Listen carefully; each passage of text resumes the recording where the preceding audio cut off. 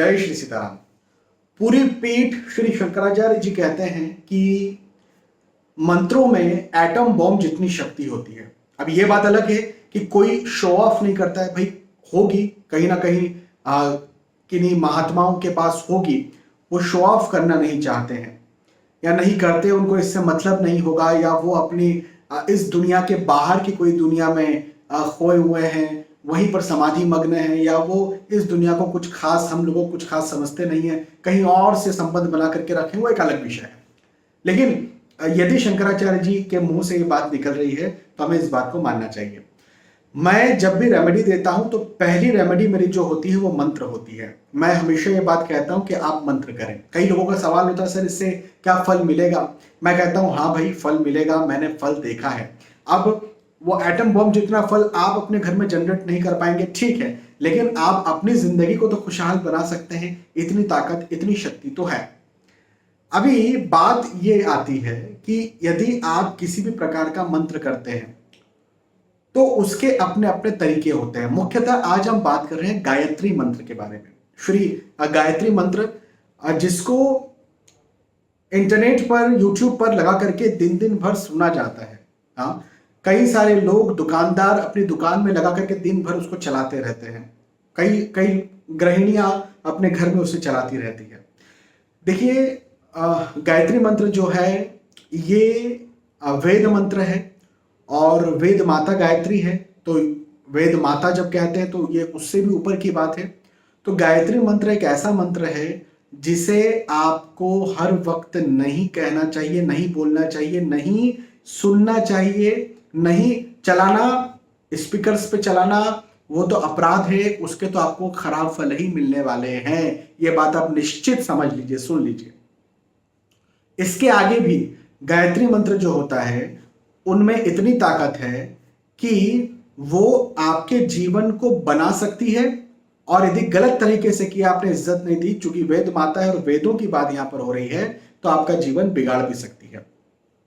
देखिए, मुख्य चीज यहां पर यह है कि गायत्री मंत्र तब तक नहीं करना चाहिए जब तक किसी गुरुदेव के द्वारा नहीं मिला हो। अब कई लोग इस बात को समझते नहीं है कि गुरु के द्वारा नहीं मिला, ये क्या बात हुई भाई? गुरु भी वही मंत्र बोलेंगे, और जब गुरुदेव बोल देंगे हमें कि आप ये मंत्र करो तो मैं मंत्र करने बैठ जाऊंगा या बैठ जाऊंगी। तो जब हम मंत्र कर लेंगे उनके बोलने पर, तो अकेले क्यों नहीं कर सकते?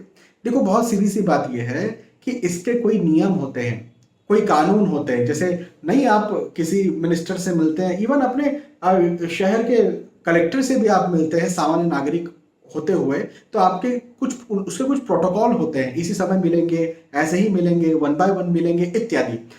तो कलेक्टर वलेक्टर तो सब छोटी मोटी चीजें हैं। जहां वेद माता गायत्री जी की बात है, हाँ, जो ब्रह्मांड को रूल करती हैं, उनकी बात जहां पर हो रही है, ब्रह्मांड को जो नियम बताती हैं, भाई वेद क्या है? ब्रह्मांड को नियम बताने वाले हैं ना।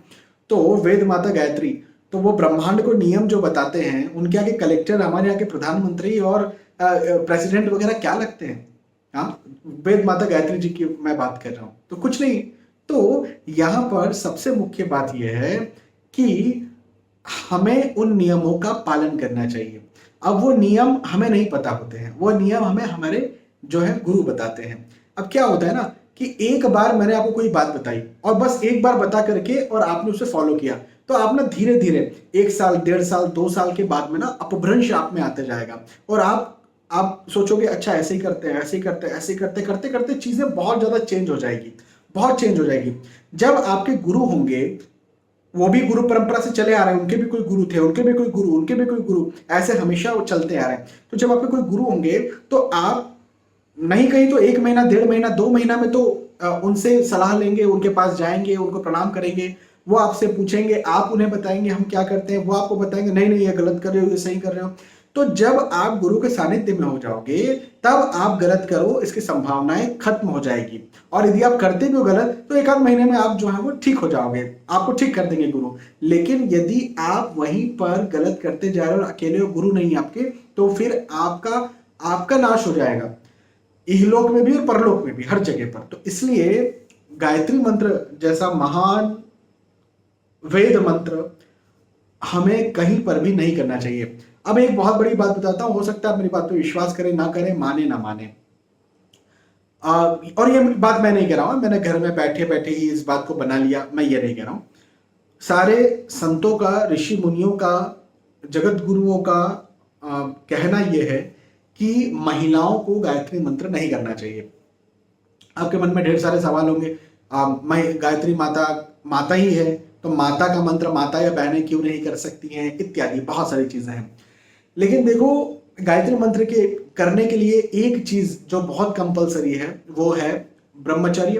ब्रह्मचर्य के साथ में जनेऊ धारण संस्कार। आपका यदि जनेऊ धारण संस्कार हुआ है तो महिलाओं का जनेऊ धारण संस्कार नहीं होता। कई जगहों पर मैंने देखा है महिलाएं जनेऊ पहनती हैं, और वो जनेऊ पहनती हैं तो मुझे नहीं पता वो कितना शास्त्रोक्त है, नहीं है, मैं उधर तरफ जाना नहीं चाहता हूँ।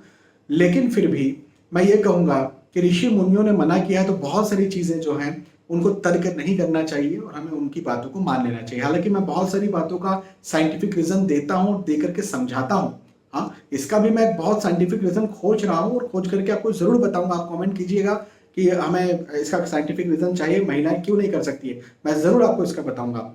लेकिन मैं भी उन्हीं गुरुओं से, उन्हीं संतों से पूछ करके, वेदों में पढ़ करके और फिर आपको बताऊंगा जो मेरी खोज जारी है। लेकिन जब तक पूरी तरह से खोज नहीं आ जाती तब तक तो मैं आपसे यही कहूंगा कि यदि हमें संतों ने, हर संत ये कह रहा है कि महिलाओं ने नहीं करना चाहिए, तो मत कीजिए ना, क्या ही जरूरी है, बहुत सारे दूसरे मंत्र भी हैं वो कीजिए। ठीक है, बहुत बहुत धन्यवाद। फिर मिलते हैं आने वाले वीडियोज में, तब तक के लिए आज के इस वीडियो में विदा चाहता हूं। जय श्री सीताराम।